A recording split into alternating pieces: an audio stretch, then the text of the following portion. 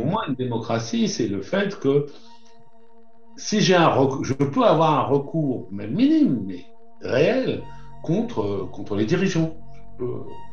J'ai une chance. Bon.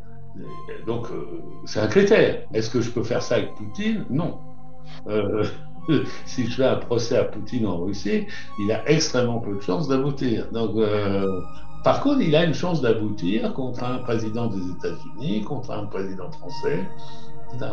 Ça, c'est déjà un critère. Donc, le droit est sous-estimé, mais c'est un aspect fondamental de la démocratie.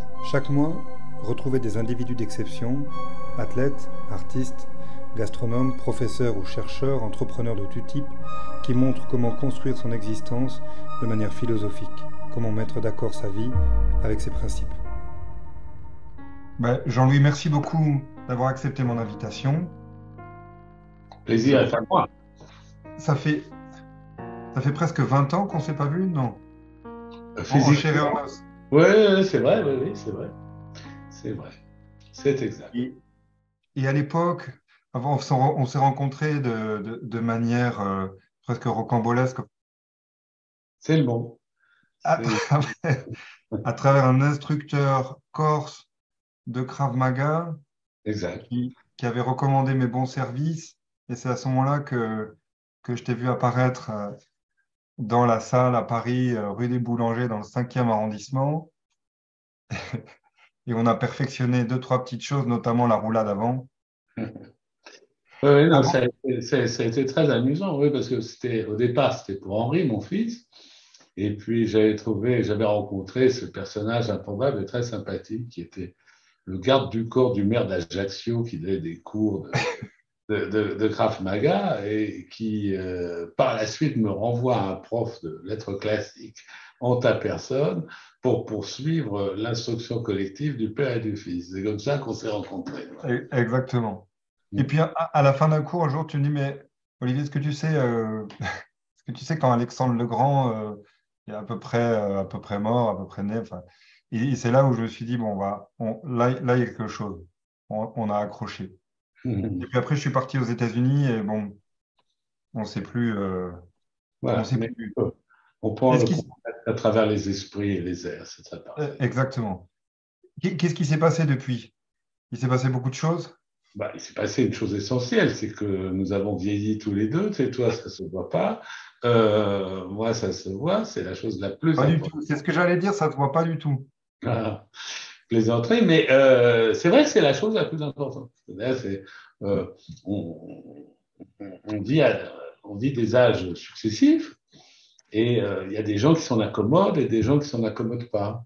Enfin, personne s'en accommode vraiment, mais ils s'en accommodent quand même pour l'essentiel. Donc voilà, donc il y a le processus de vieillissement qui fait que je ne fais plus du tout de Krav Maga ou des choses dans ce genre. J'aurais la plus grande peine à en faire. Voilà, c'est essentiellement ça, parce que le reste, les intérêts intellectuels, tout ça, ne sont pas fondamentalement modifiés. Et donc après, tout à l'heure, on s'est rencontrés par la suite avec la publication, ou peut-être 2014, je crois, si ma mémoire est bonne, Le Miroir de l'Occident. Oui, c'est ça. C'est vraiment un livre magnifique. Et d'ailleurs, je mettrai un lien là dans la vidéo pour que les gens puissent aller voir cet entretien. Bon, malheureusement, c'est moi qui avais le livre, qui avait fait les questions, mais c'est pas moi qui les avais posées. Et, et voilà, donc depuis Le Miroir de l'Occident, dont on pourra peut-être dire quelques mots un petit peu plus tard, eh bien, tu as publié d'autres choses? Je n'ai pas publié de livre parce que je travaille, moi je travaille très lentement. Je n'ai Mhm. pas de chance particulière, donc je travaille très lentement. Donc honnêtement, lentement, c'est honnête. Tu Oui, mais publies pas un livre par jour. enfin, dans ce genre de choses, il faut travailler lentement. Parce que ça n'a rien de se précipiter. Moi, là, en ce moment, je travaille sur un livre de théorie politique pure, c'est-à-dire j'essaye de voir ce qui ne va pas avec les concepts qu'on utilise habituellement en politique et qui ont le grand défaut d'être à peu près les mêmes dans l'action politique et dans la théorie. Donc, on parle le langage des acteurs, et donc c'est très difficile d'utiliser cet instrument pour observer la réalité. Par exemple, bon, il y a des choses qu'on prend pour des universaux, tu vois, genre la cité grecque. C'est important l'aspect grec, mais ce n'est pas un universel. C'est la cristallisation à un moment de l'espace et du temps de quelque chose d'autre. Bon.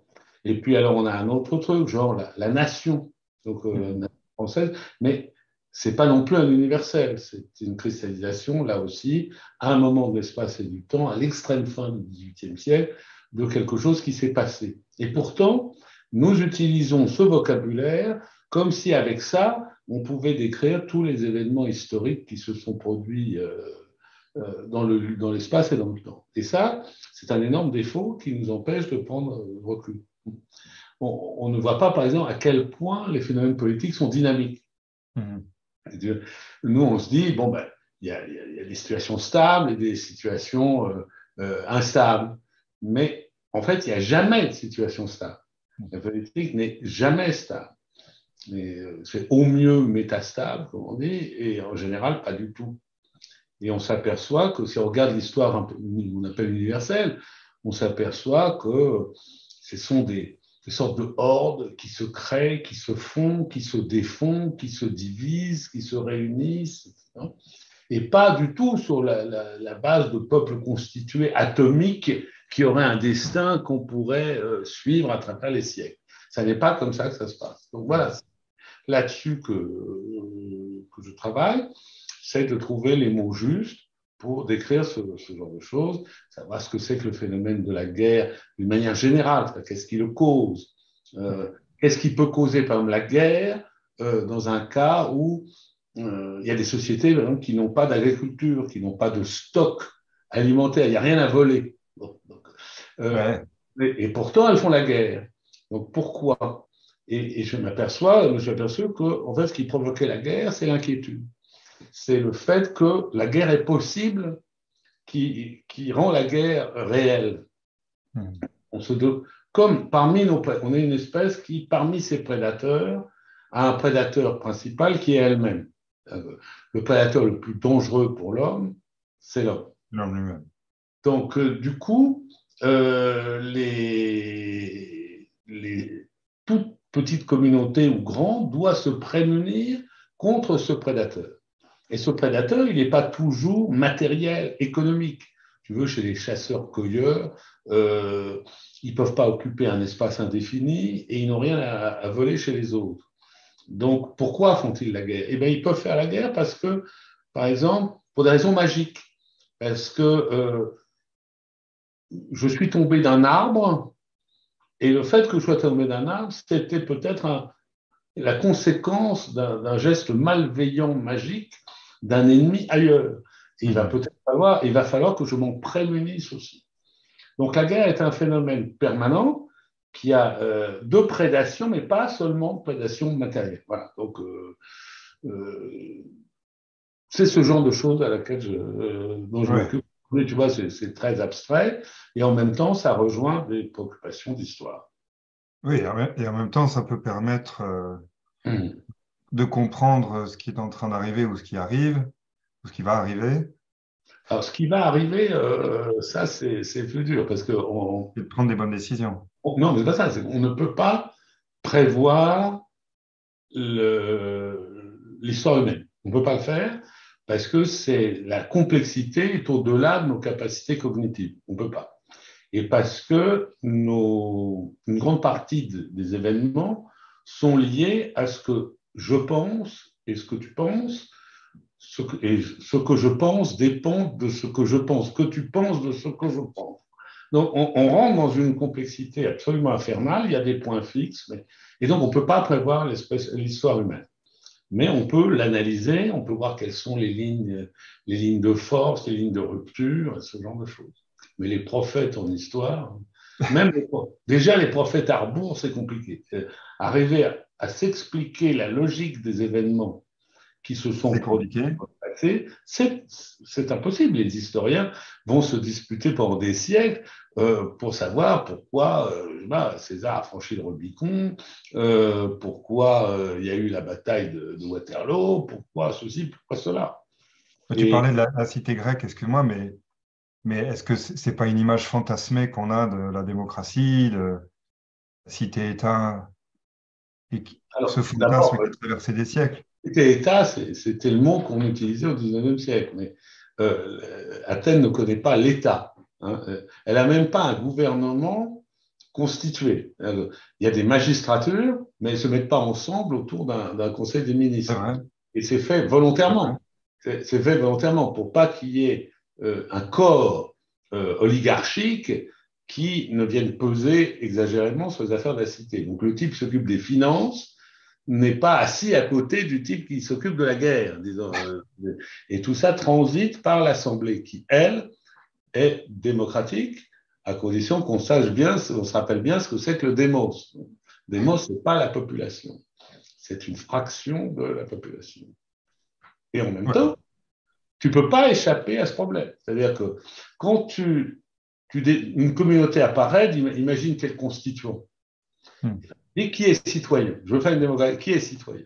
Tu te dis, est-ce que je ne peux pas avoir les enfants de 2 ans? Je ne peux pas leur donner le droit de vote. Donc déjà, tu les élimines. Les gens qui sont complètement gaga, tu te dis, il y a un autre problème. Tu vas te poser le problème pour les criminels. Tu vas te poser le problème pour l'étranger de passage 3 jours, qui va voter. Mhm. Donc on a un principe d'incertitude qui fait qu'on ne sait jamais qui va ou doit être citoyen. C'est une décision qu'on prend à un point X. Eux, naturellement, n'avaient pas c'est ce qu'on appelle nous les esclaves, ce qu'eux appelaient les serviteurs, c'est-à-dire tout simplement des gens qui travaillent. Ça, c'était considéré comme diriment. Bon, on ne peut pas faire politique si on travaille, sérieusement. Mhm. Aujourd'hui, d'ailleurs, on y revient, parce que les gens qui font la politique, souvent, n'ont pas une expérience très, très intense d'une carrière de travail. Mais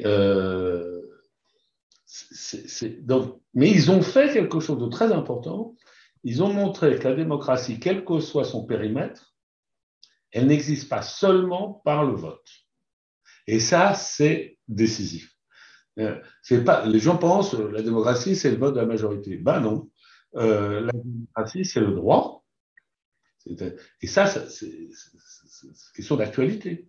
Mhm. Bien sûr. Il y a énormément de pays qui sont considérés comme démocratiques, qui sont dans les gouvernements, s'affranchissent du droit. On a ça en Hongrie, on a eu ça en Pologne, on a ça en Israël, on a ça dans un certain nombre de pays qui deviennent des démocratuques, elles ont tout à fait l'apparence de la démocratie, mais elles n'en sont plus parce qu'il n'y a pas un droit et des tribunaux indépendants qui viennent protéger les minorités contre le vote des majorités. Donc ça, les Grecs ont. Et puis il y a un autre truc, ils avaient eux le tirage au sort. Nous, pour les magistratures, on en a gardé une petite trace dans les jurys populaires, dans les juridictions, les Mhm. jurys criminels, par exemple. Mais et c'est assez étonnant de voir que des gens qui sont absolument tirés au hasard se comportent comme s'ils avaient été choisis avec le plus grand soin. C'est très, très étonnant. Les jurys d'assises, c'est pas une foire d'empoigne, c'est un truc très sérieux. Bon. Ouais, ouais. Donc, non, les Grecs nous ont mis sur la voie d'une possible démocratie, sachant que la démocratie à l'état pur, c'est même pas un concept, c'est pas possible. Et tu ne peux pas ne pas déléguer un certain nombre d'activités à des gens. Et dès que tu votes, tu formes une élite, hein, élection élite, Mhm. c'est inévitable. Donc on n'est pas C'est chouette. vraiment.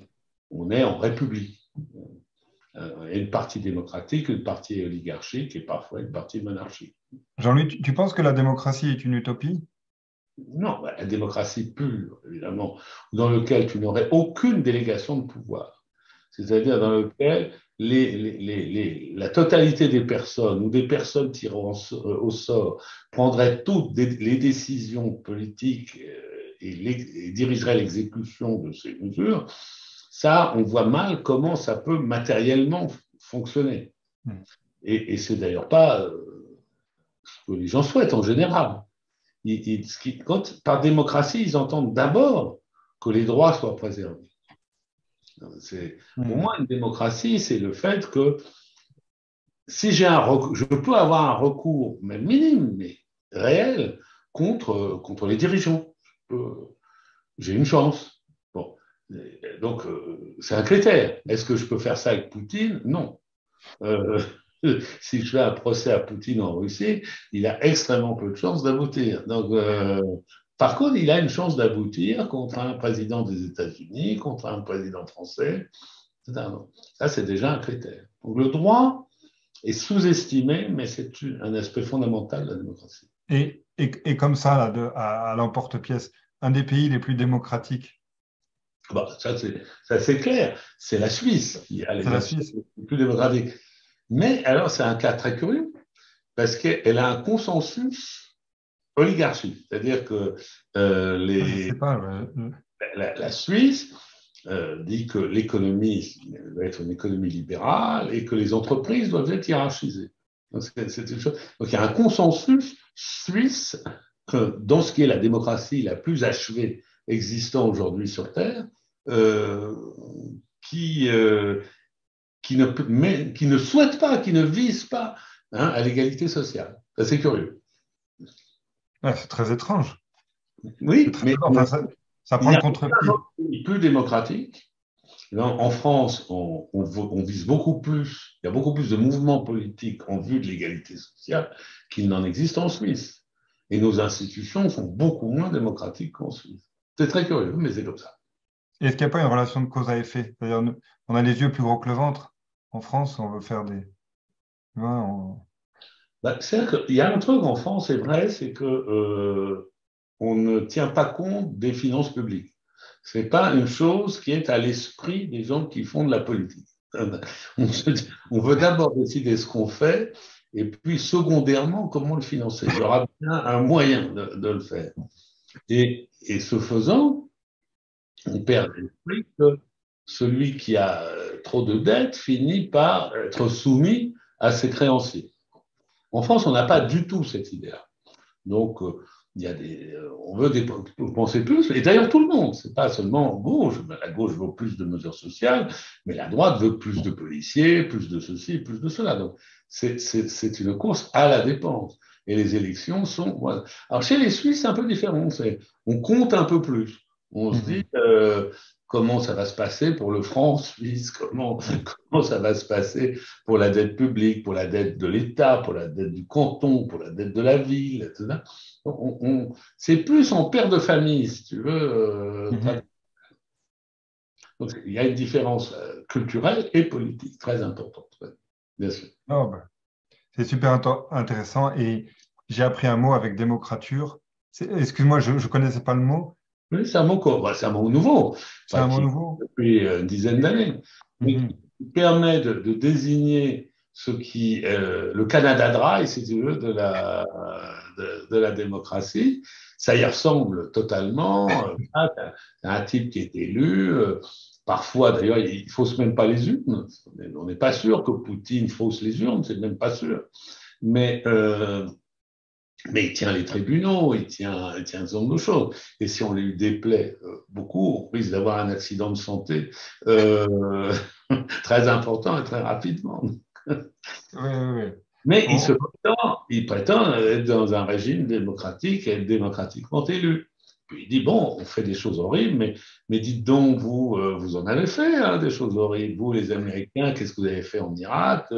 Puis d'ailleurs, les Indiens, et puis d'ailleurs, les Noirs, et puis d'ailleurs. Bon, donc, lui, il dit, je suis très tranquille, je ne suis pas moins démocratique que vous aux États-Unis.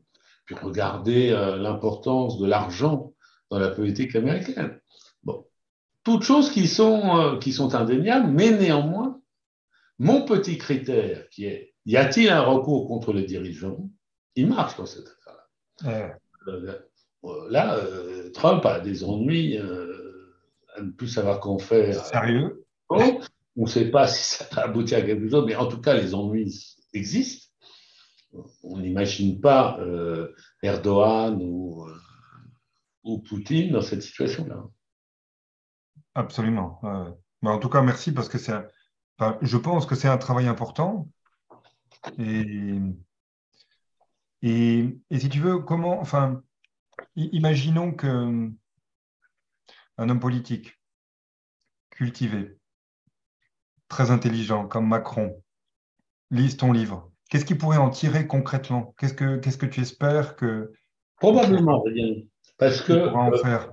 parce que nous ne sommes, en fait, la politique est motivée par des idéologies, pas par des philosophies. Les Mhm. philosophies contribuent à former les idéologies, puis ensuite les reprennent pour les analyser, les critiquer, etc. Mais ça n'est l'idée du philosophe roi. Mhm. Ton ami Platon a essayé ça, ça a été un désastre. Ça ne marche pas.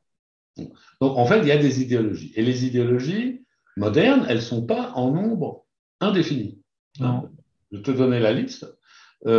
Tu as disons, les grandes, celles qui ont réussi. Donc, tu as le bolchevisme, tu as le libéralisme, tu as le nazisme et tu as l'anarchisme. Bon, voilà les quatre. On a un peu oublié l'anarchisme, mais c'était un truc gigantesque Ouais. jusqu'au début du siècle. Et voilà, on n'en a pas tellement d'autres. Et alors, ce qui est amusant aussi, c'est que les trois grandes premières idéologies partagent énormément d'idées communes. C'est ça que, alors qu'elles se détestent, elles se Que se déteste. mais elles sont d'abord modernes. Donc, elles croient toutes à la flèche du temps. Elles pensent qu'au début, c'est le chaos et qu'on injecte de la raison et que la politique consiste à procéder à cette injection et à changer le monde pour obtenir un progrès à travers une théorie que toutes les trois pensent scientifique. Mhm. Tu as le libéralisme, évidemment, à la théorie économique classique, genre théorie de l'équilibre général. Le bolchevisme a son matérialisme historique. Et même le nazisme a la raciologie, Mhm. théorie scientifique des races. Donc, toutes les trois en ont une. Elles se ressemblent aussi parce que leur visée de. Aucune ne pense que c'est la morale individuelle qui détermine le politique, que c'est quelque chose de systématique. C'est la fable des abeilles de Mandeville, c'est-à-dire que si Mandeville, ouais. quelqu'un poursuit son intérêt égoïste, on aura une économie prospère. Dans le marxisme, on a l'idée que ce sont les lois de l'histoire, matérialisme historique, qui déterminent des superstructures culturelles et psychologiques qui sont en fait totalement déterminées par ce sous-jacent. Le nazisme, c'est pareil.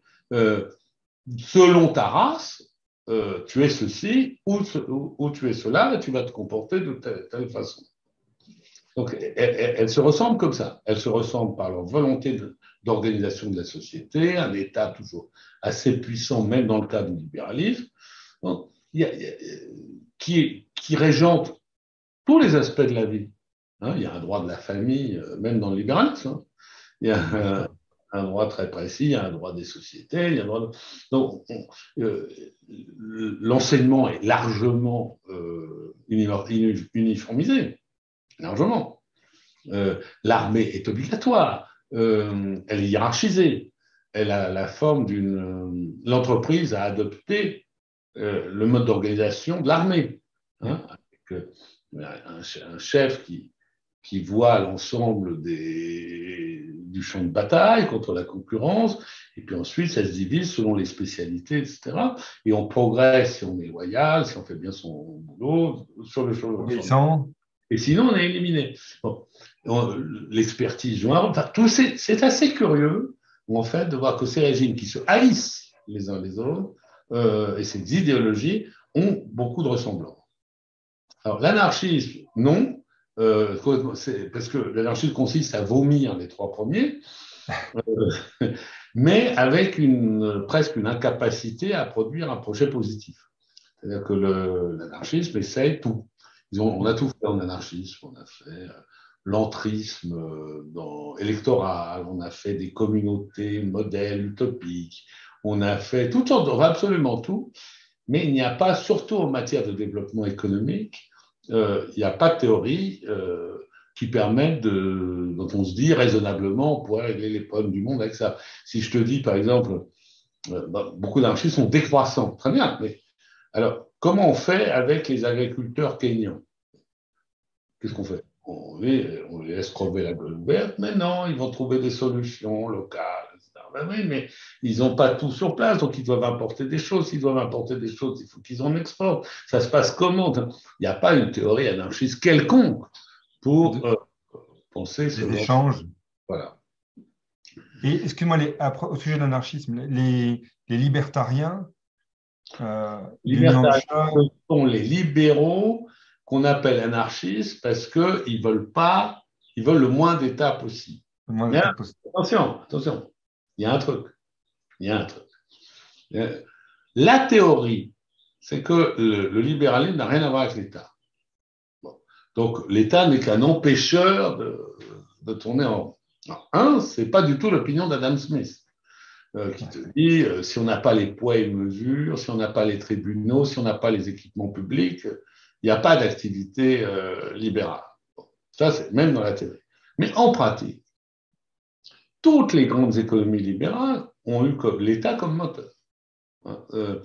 Et les entreprises ont été utilisées comme des corsaires. Regarde aux États-Unis, les libertariens, mais est-ce qu'ils observent vraiment les entreprises américaines? Quelles sont les grandes entreprises américaines? Tu prends toutes les entreprises qui dérivent d'Internet. Internet, c'est un cadeau du ministère de la Défense. C'était DARPANET, donc Department of Defense. Donc ces entreprises sont nées d'un projet du département de la Défense pour créer un réseau de communication en cas de guerre nucléaire.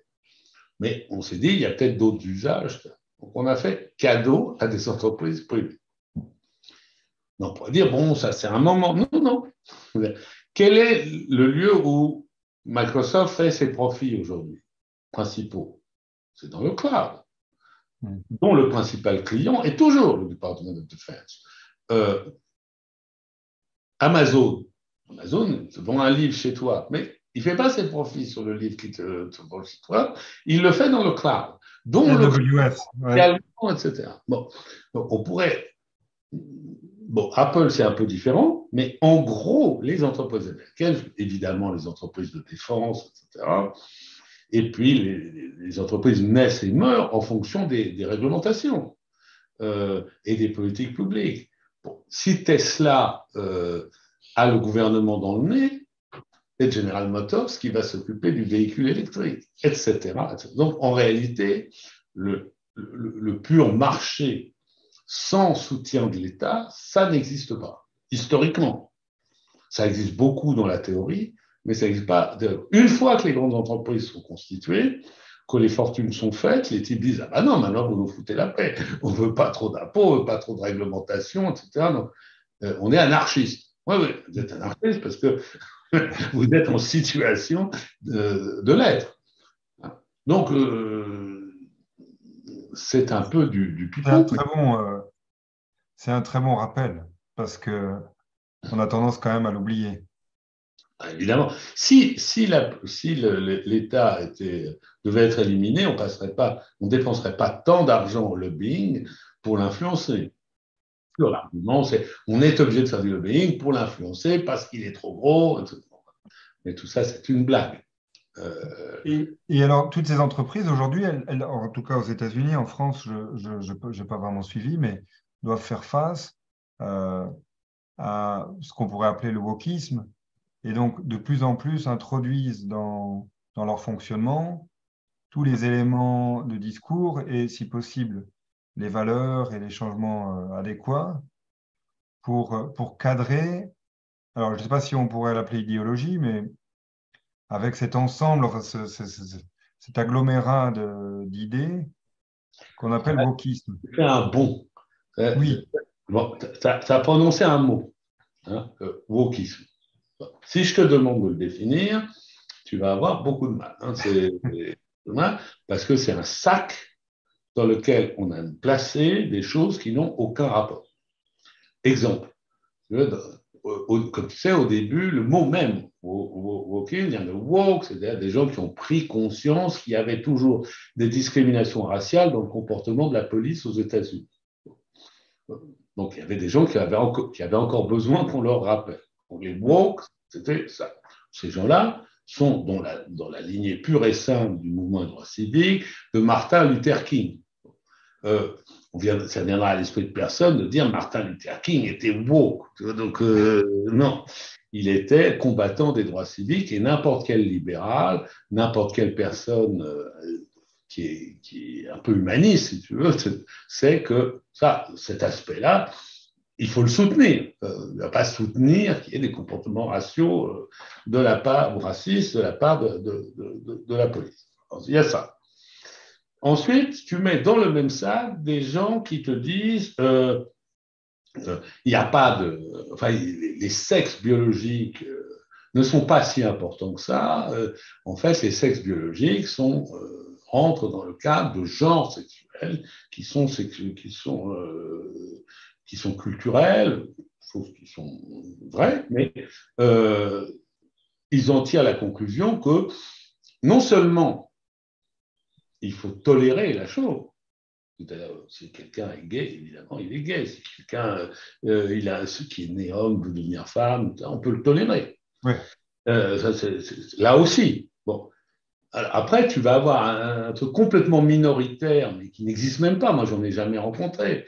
Quelqu'un qui va dire non, non, il faut absolument susciter chez les enfants de 11 ans une vocation à changer de sexe. Bon. Peut-être ça existe dans des sortes de sectes, etc. Mais ce n'est pas une réalité sociale.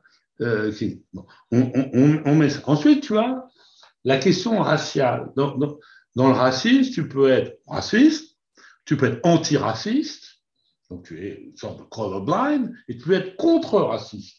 Tu peux dire, moi je crois qu'il y a des races, mais leur poids relatif doit être modifié. Le contre-racisme, c'est un racisme. Alors, non, tu mets tout ça, tous ces gens qui n'ont rien à voir les uns, tu les mets dans le sac, etc., etc. C'est indéfini. Donc, le wokisme, aucun intellectuel s'est penché la question, ne sait le définir. Par contre, ce qui existe, c'est l'anti-wokisme. Ça existe. Là, c'est un grand mouvement qui dit il y a un incendie dans notre société, etc. Et donc, toute la politique doit être anti-wokisme. Ça veut dire quoi? Ça veut dire que tu vas mettre ensemble des gens tolérants et qui sont en faveur des droits civiques avec des extrémistes à demi-dingues qui veulent qu'un enfant de 11 ans soit stimulé à changer de sexe, même s'il n'en avait pas spontanément l'envie. Donc, ça, c'est évident. C'est une idéologie politique qui se crée sur la base d'un objet qui est en fait un artefact, qui n'arrive pas à analyser comme faisant une cohérence. Ce qui fait une cohérence, c'est l'idéologie anti-woke, je comprends très bien plus, c'est très intelligent. Et je me débarrasse d'un seul geste des libéraux et des radicaux.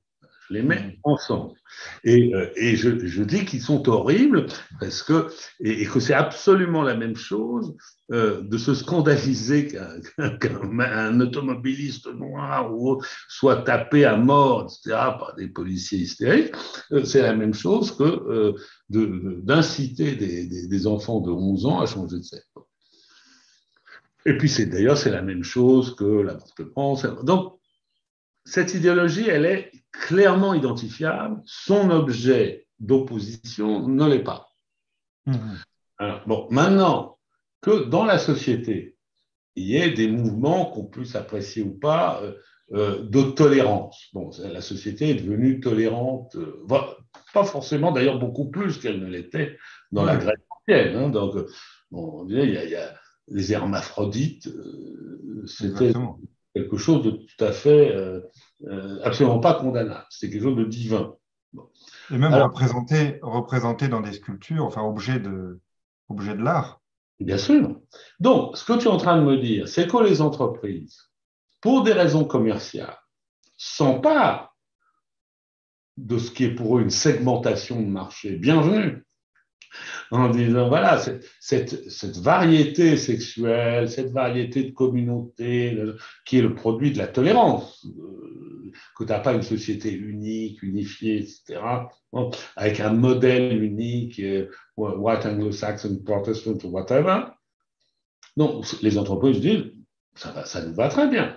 Alors, l'anti-woke dit, regardez, c'est-à-dire que le mouvement est tellement pernicieux qu'il a pénétré l'esprit de ces entreprises, alors que c'est simplement leur direction du marketing qui s'est adaptée, voilà, à ce changement de société.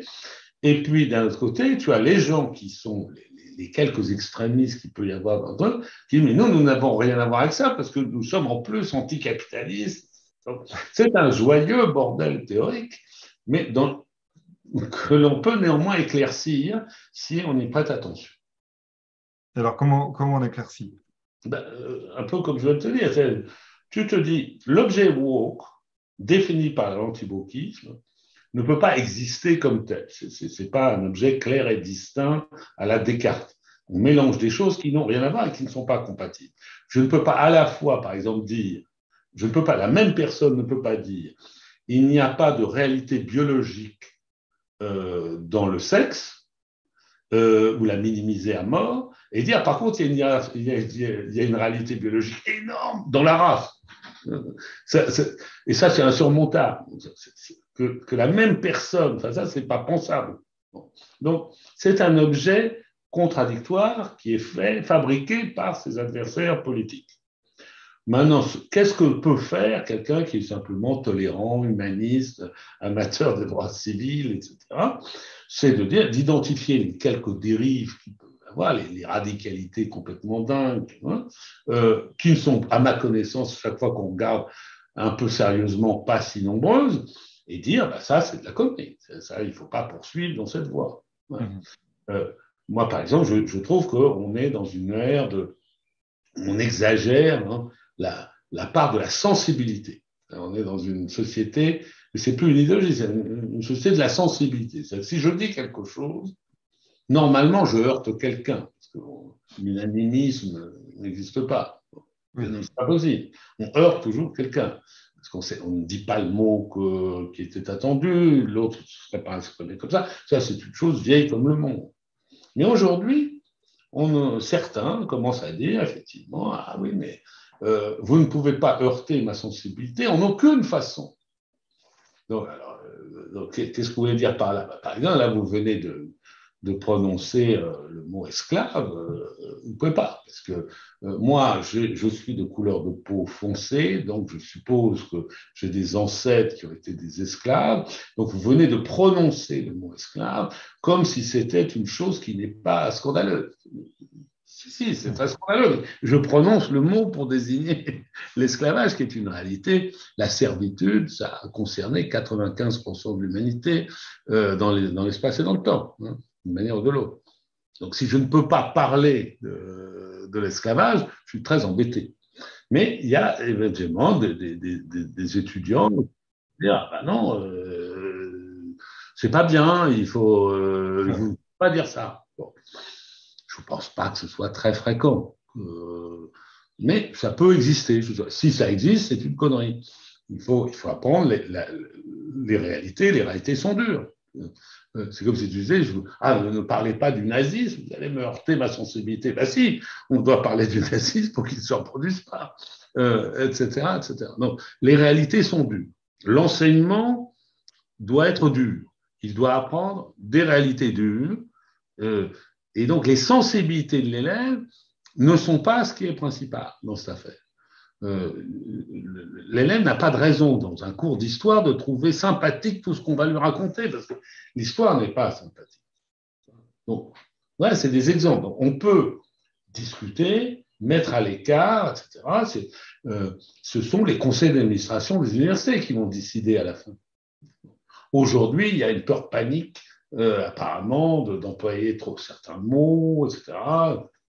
Il y a les fameuses histoires de cancel culture. Mais ça aussi, grosse connerie. Parce que toi qui es prof de lettres classiques, tu sais à quel point la société ancienne était cancel culture. On a même un mot pour ça. La damnatio memoriae, la damnation de la mémoire.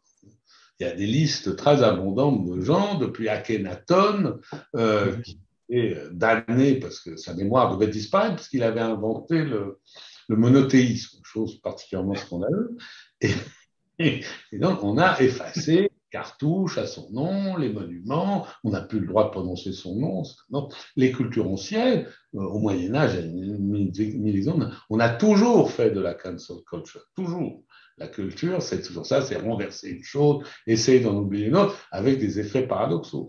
Souvent, je vais faire un livre pour dire qu'il faut cancel quelque chose, donc je vais aller à la télévision pour dire attention, ça, il faut l'oublier immédiatement. Donc, soyez bien sûr d'oublier, et je fais une publicité, est-ce que je veux me faire oublier? Bon, disons que si c'était ça, les grands problèmes du monde, ça irait bien. Oui. C'est des problèmes de luxe. C'est vrai, c'est vrai, c'est vrai.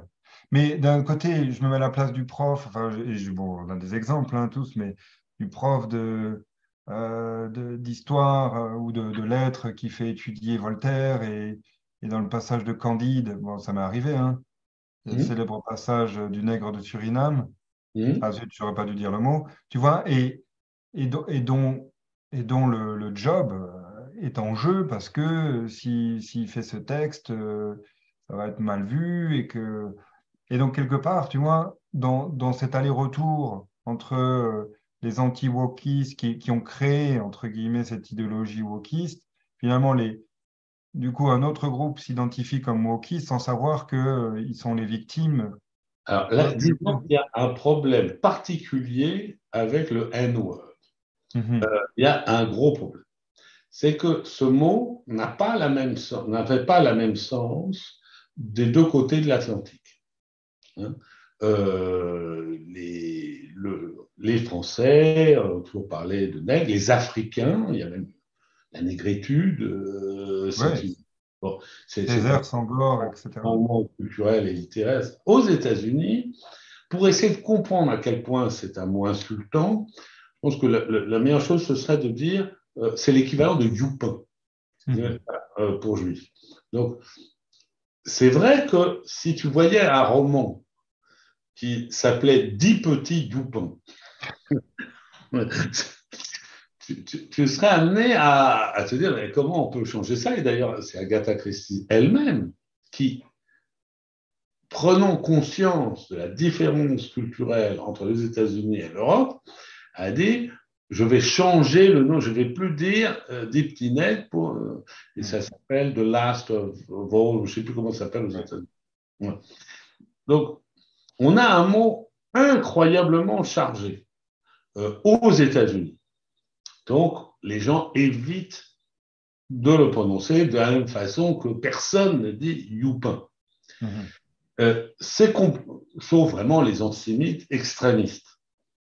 Avec une complication particulière, c'est que le N-word, il est employé par les victimes elles-mêmes. Enfin bon, c'est encore. Et donc, c'est un autre problème. Mais en gros, il n'y a pas beaucoup de mots comme ça.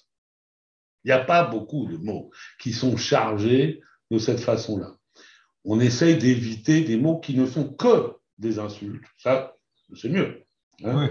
Oui. C'est vrai qu'écrire un livre, on dira, je sais pas, on va éviter un titre disant les 12 salopes.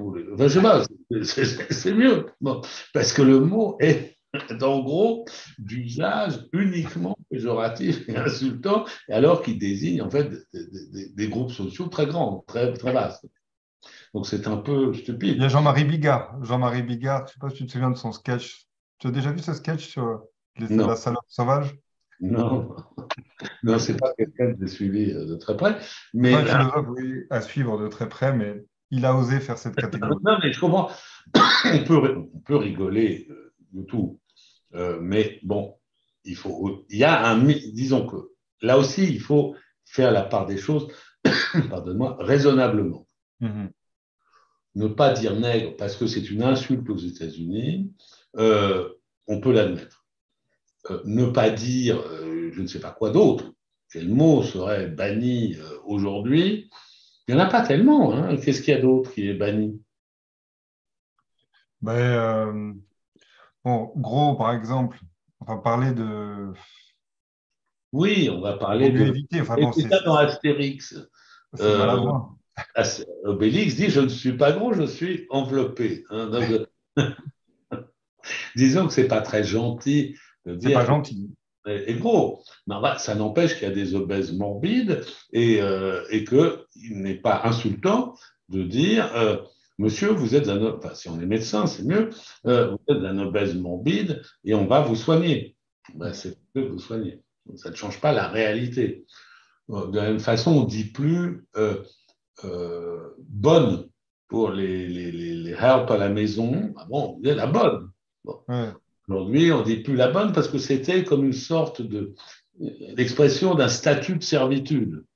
Et c'est vrai que tous les jeunes gens de famille bourgeoise s'enorgueillissaient de s'être déniaisés avec la dite bonne. Bon, aujourd'hui, pour des tas de raisons, à la fois parce que le personnel de maison n'est pas dans la servitude, n'est pas une catégorie particulièrement inférieure, et parce qu'effectivement, on a perdu l'idée que le patron a des droits sur le corps des employés.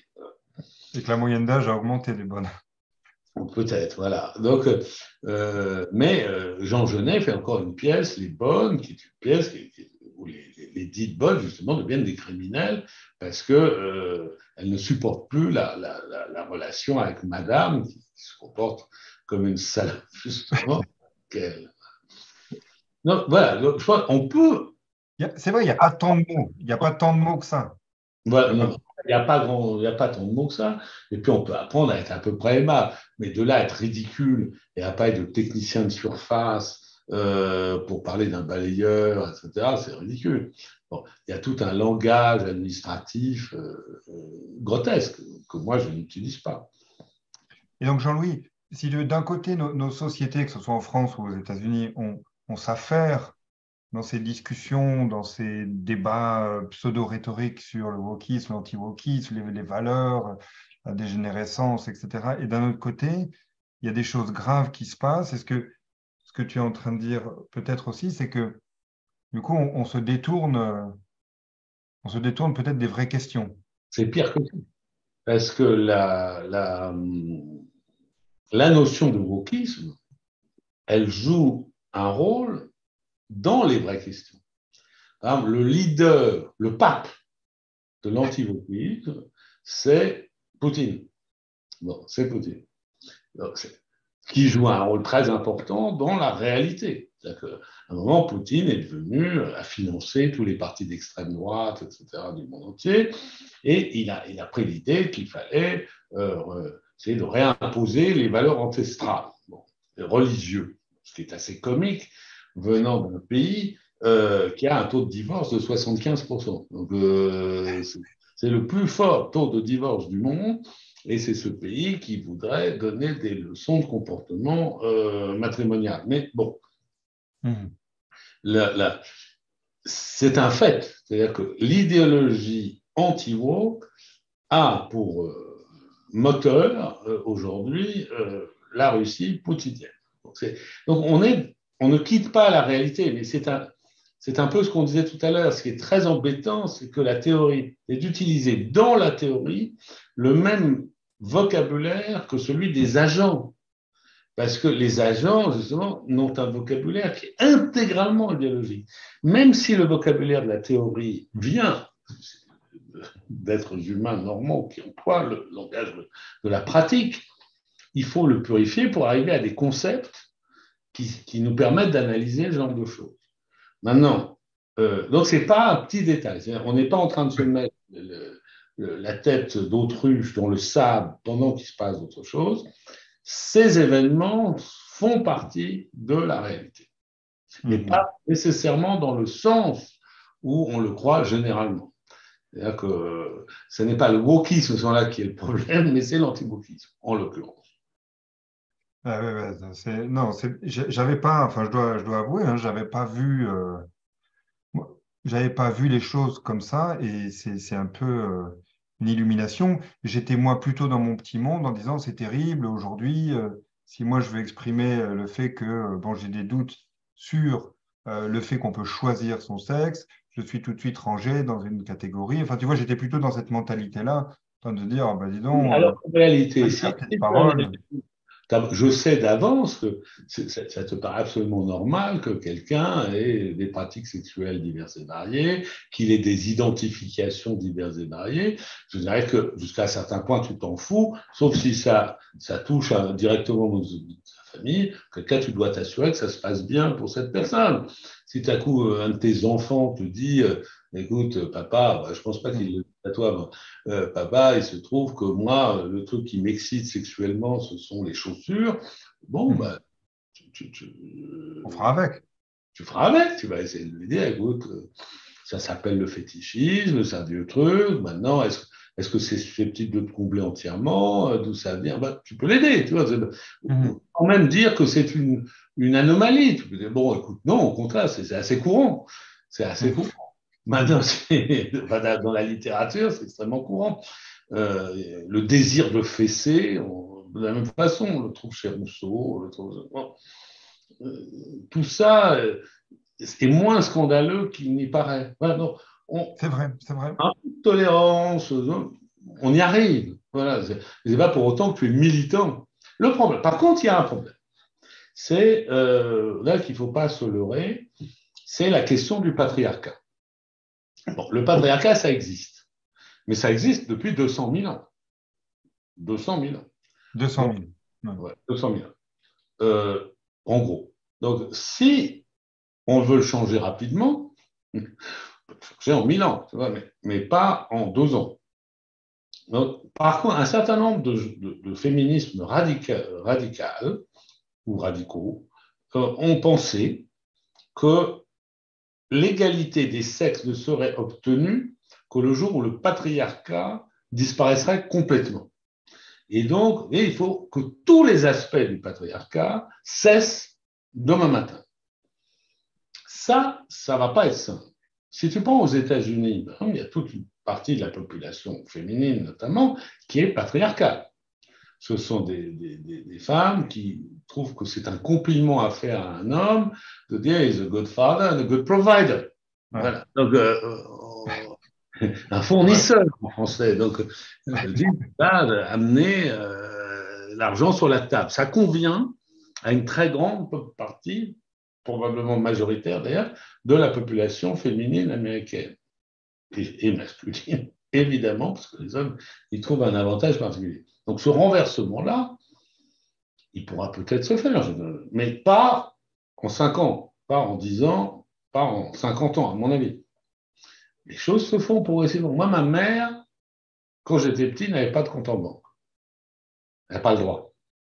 Ensuite, il a fallu qu'elle obtienne l'autorisation de mon père pour avoir son compte en banque, etc. Ça paraît aberrant aujourd'hui.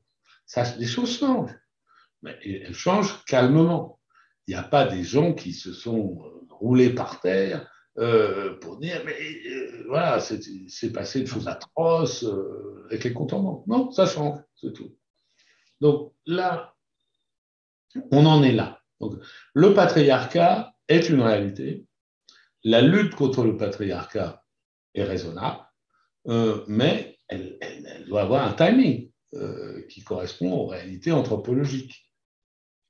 Mais est-ce que c'est pas aussi tributaire de cette croyance, bon, peut-être surtout en France, mais aussi maintenant aux États-Unis, que tout changement sociétal ou tout changement pour l'égalité se fait par la violence, tu vois?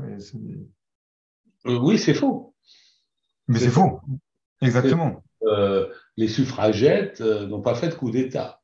Elles ont obtenu le droit de vote partout dans le monde. Donc, même en Suisse, parce que c'est assez marrant de constater justement que la démocratie suisse a été une des plus retardataires en matière de vote des femmes. C'est assez surprenant, mais c'est comme ça. Donc, non, les grands changements ne se font pas par la violence. Et d'ailleurs, quand ils se font par la violence, il y a des effets secondaires qui ne sont pas toujours très heureux. Mais tu vois, quand on revient à nos trois idéologies tout à l'heure, elles sont toutes d'accord, par exemple, pour dire qu'il y a un moment révolutionnaire.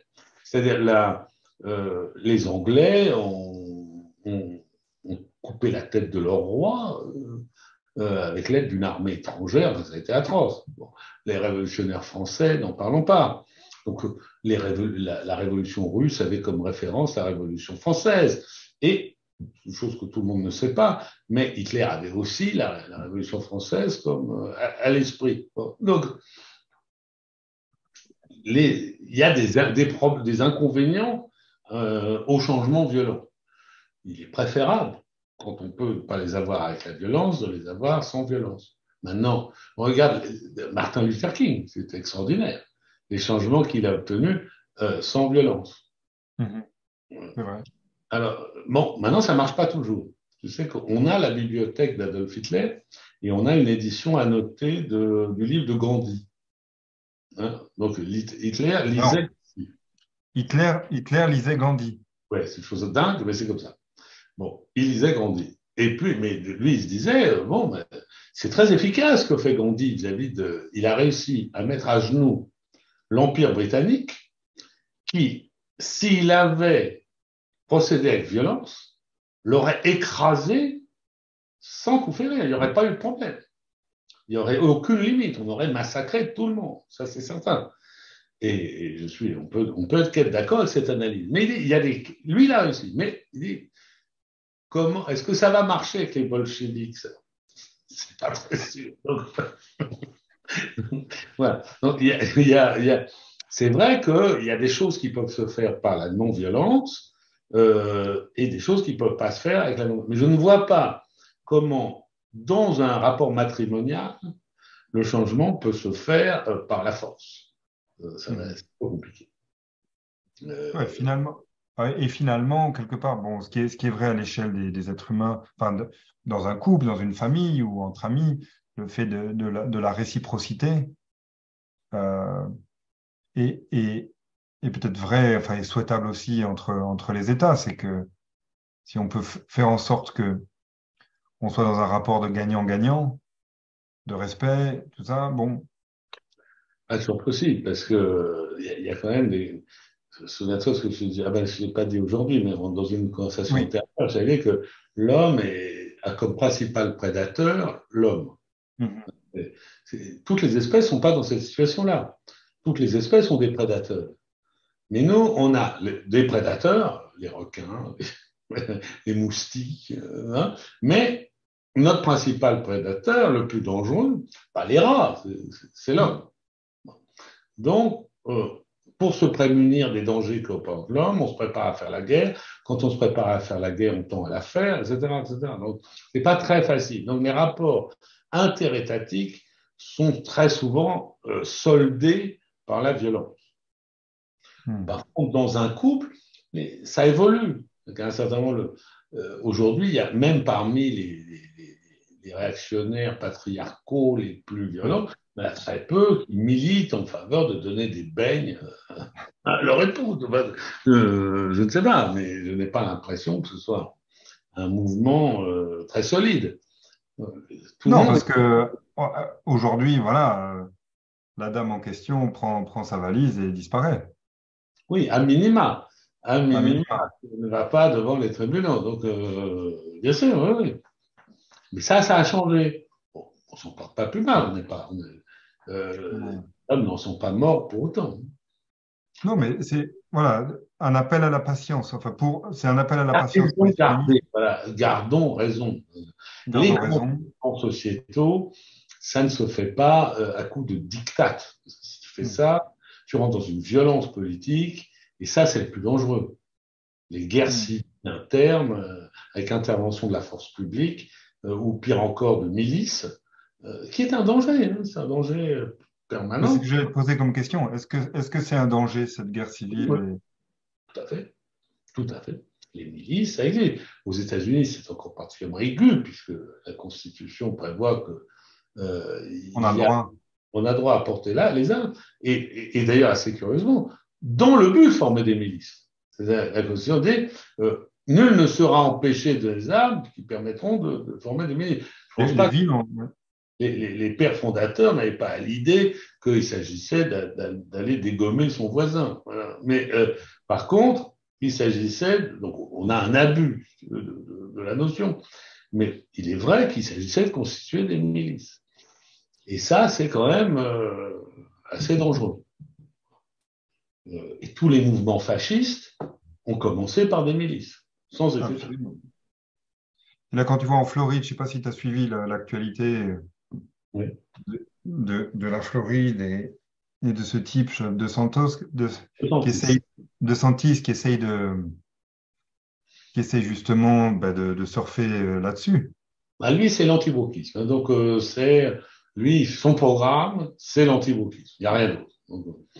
C'est d'ailleurs très pratique, il n'a pas besoin de parler d'économie, il n'a pas besoin de parler de géopolitique, etc.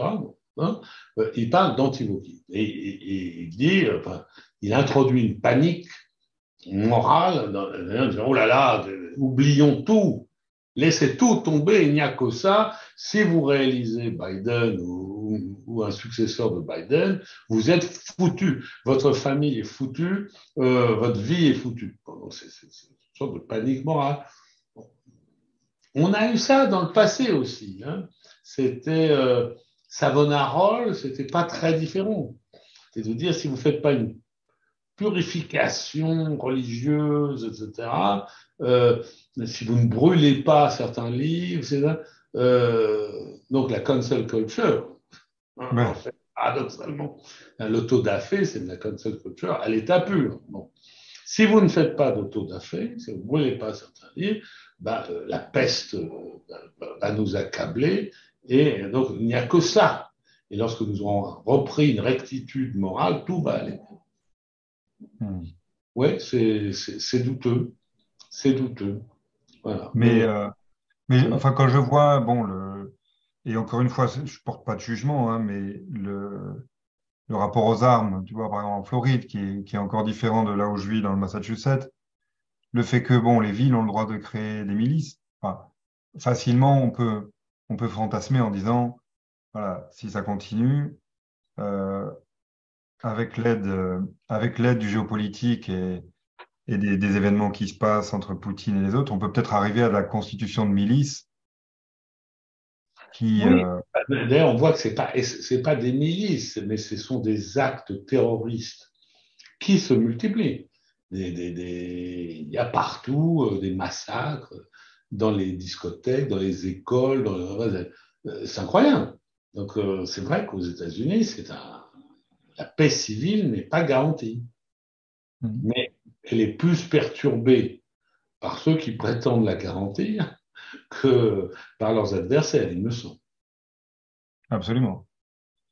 D'autant que, avec ce qu'on disait entre le pape de l'anti-wokisme, il y a certainement, voilà, il y a certainement un jeu des Russes dans cette affaire. Ils ont contribué à travers les réseaux sociaux. À travers les réseaux sociaux. Voilà. Une des rares réussites énormes du KGB, c'est ça. Ils n'ont pas inventé Internet. La Russie n'a pas inventé grand-chose sur le plan technologique dans son histoire, mais a beaucoup exploité des inventions étrangères. Mais là, elle a retourné. C'est admirable. Enfin, c'est horrible, mais c'est admirable.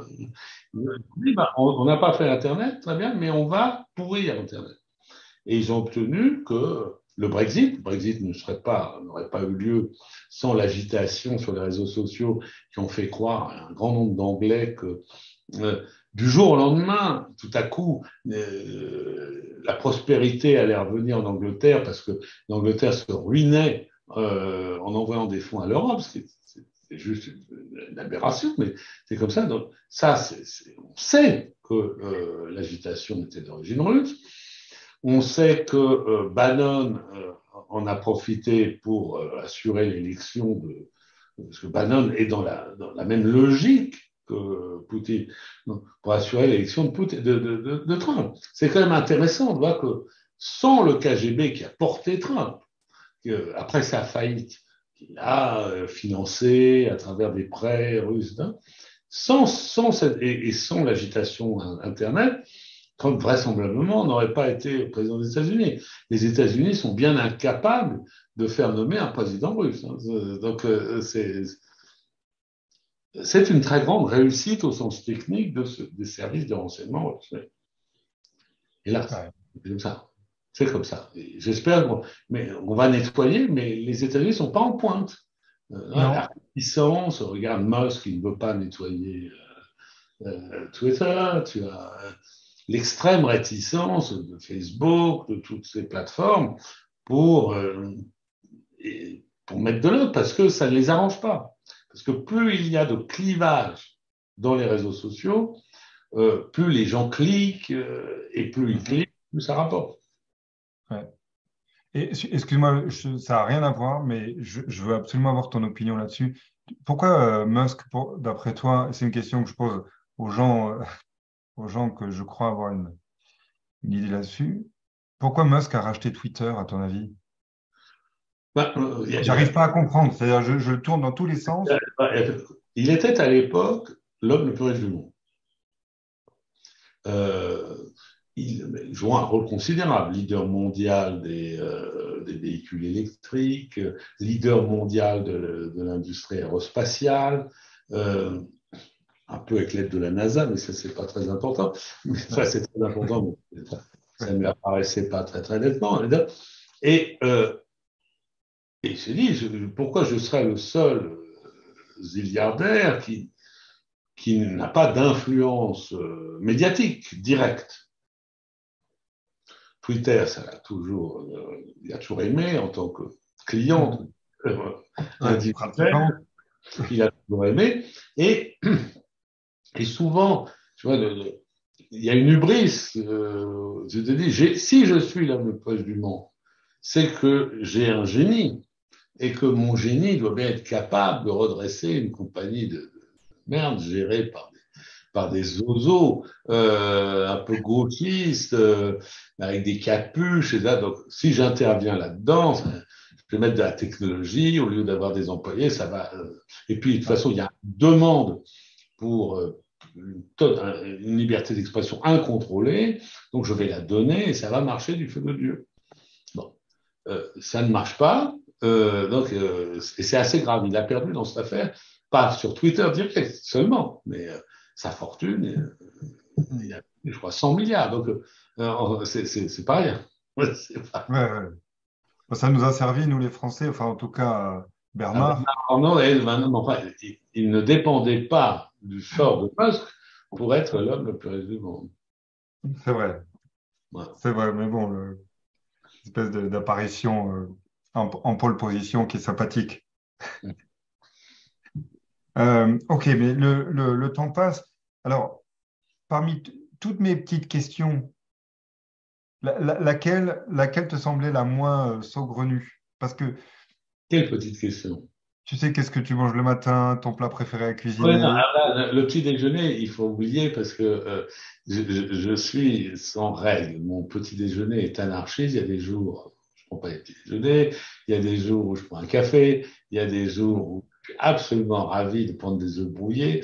Donc, je n'ai pas, et tu vas certainement froncer un sourcil, je n'ai pas une vie disciplinée comme ça. Voilà. Mais tu peux me poser n'importe quelle question que tu veux. Non, non, mais donc, bon, puisque c'est vraiment un point qui nous lie, est-ce qu'il y a une croyance ou une philosophie qui a amélioré ta vie? Oui, oui. C'est le jour où j'ai, enfin, c'est justement, c'est pas le mot croyance qu'on peut.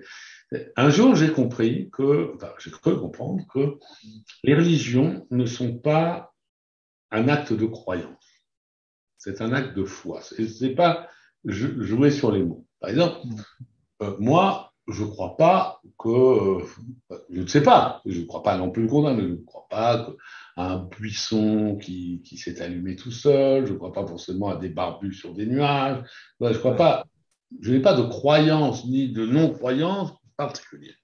Donc je ne veux pas dire je suis croyant, mais il y a un certain nombre de ce qu'on appelle en religion des prophètes qui pointent vers des choses dans laquelle j'ai confiance. Par exemple, si on prend, nous, dans notre culture, on va prendre Jésus.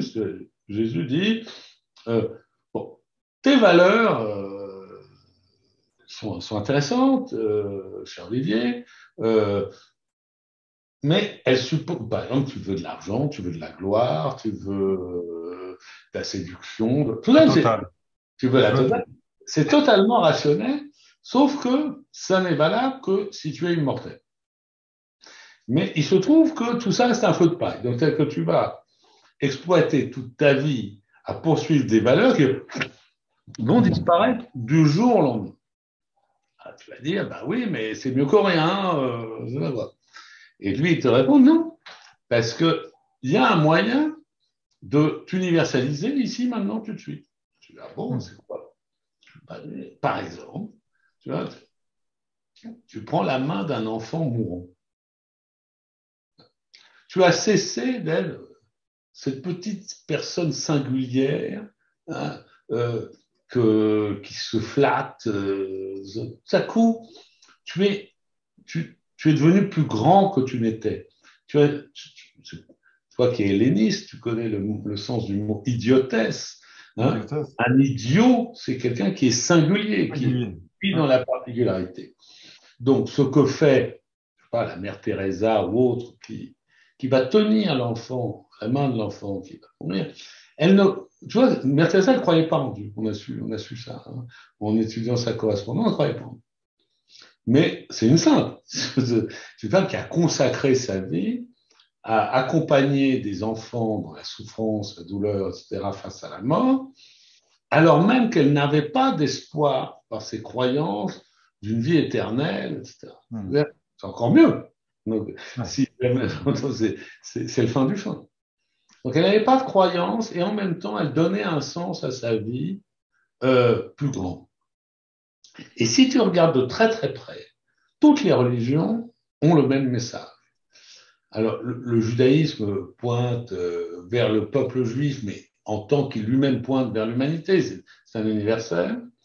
Les Chinois, c'est les ancêtres, mais les ancêtres, c'est 99% de l'humanité. Tu as pour le bouddhisme, alors là, c'est carrément maximum, c'est le cosmos. Hein. Mais à chaque fois, le message est, abandonne autant que tu y parviennes tes valeurs éphémères pour la raison qu'elles sont éphémères et que leur poursuite va te causer des souffrances, non seulement pour poursuivre, mais également au moment où tu vas les perdre. Donc, c'est toujours le même message et exprimé dans des langues différentes, dans des cultures différentes, etc. Alors ça m'a paru très intéressant. Alors, il se trouve que on n'arrive pas, on n'arrive pas on n'est pas tous des moines ou des saints, mais on peut reconnaître qu'il y a là une voie qui est avantageuse de poursuivre. C'est pour ça que la parabole du jeune homme riche, elle vient là. C'est, à un moment, tu as un jeune, on va appeler ça un jeune chef d'entreprise, un entrepreneur qui dit à Jésus, j'adore ce que vous faites, qu'est-ce que je peux faire pour vous aider? Et Jésus dit, c'est très simple, laissez tomber vos affaires et suivez-moi. Le type répond à un truc du genre, j'ai des responsabilités, j'ai des employés, je ne peux pas partir du jour au lendemain, ce serait impossible.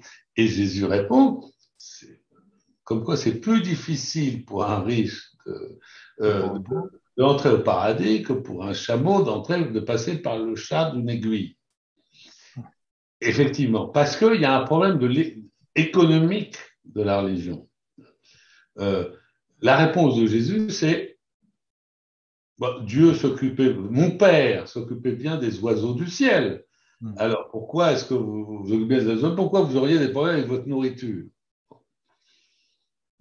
Oui, mais enfin, nous, on a des problèmes de nourriture plus vastes. Puis probablement parce que les premiers chrétiens, Jésus lui-même, pensait que la fin des temps était imminente.